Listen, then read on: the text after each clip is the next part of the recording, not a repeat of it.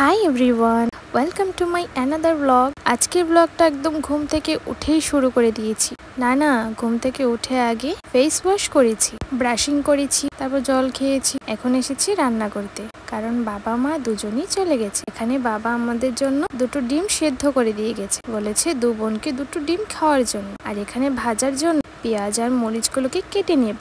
তো দেখো এখানে এক চুটকিতেই আমাদের কাটা হয়ে গেছে। তারপর সকালে আমার জন্য চা আর নিমকি রেখেছিল।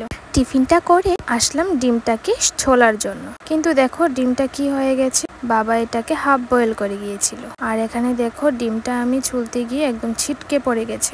যাই হোক, আর কি করব, আমার কাজ একটু বেড়ে গেল। যতটুকু আছে এটুকুই আমি খেয়েছি। তারপর চলে আসলাম এই নাইটিটা সেলানোর জন্য। এই নাইটিটা আমি বার্থডেতে গিফট পেয়েছিলাম। এটা আমাকে আমার ঠাম্মি দিয়েছে। নাইটিটা অনেক বড়, তাই এটাকে আমি স্নানের আগে সেলাই করে নিচ্ছি। আমি ভেবেছিলাম মামির কাছে নিয়ে যাব, মামির থেকে মেশিন দিয়ে একটু সেলাই করে নিয়ে আসবো, কিন্তু আমি তো মামার বাড়িতে যাইনি, তাই আর কি হাতেই করে নিচ্ছি। কিন্তু জানো তো, এটা সেলাই করেছি ঠিকই, কিন্তু আমি পড়তে পারছিলাম না, সেলাই করাটা হয়নি। তারপর চলে গিয়েছিলাম স্নান করতে। স্নান করে এক চুটকিতেই চেঞ্জ করে দিলাম।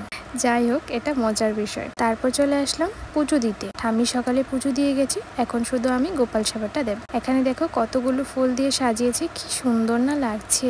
তারপর এখানে আমি গোপাল সেবাটাও দিয়ে দিয়েছি। তারপর আর কি প্রসাদ নিলাম। প্রসাদটা খেয়ে এখন ঘরে যাব।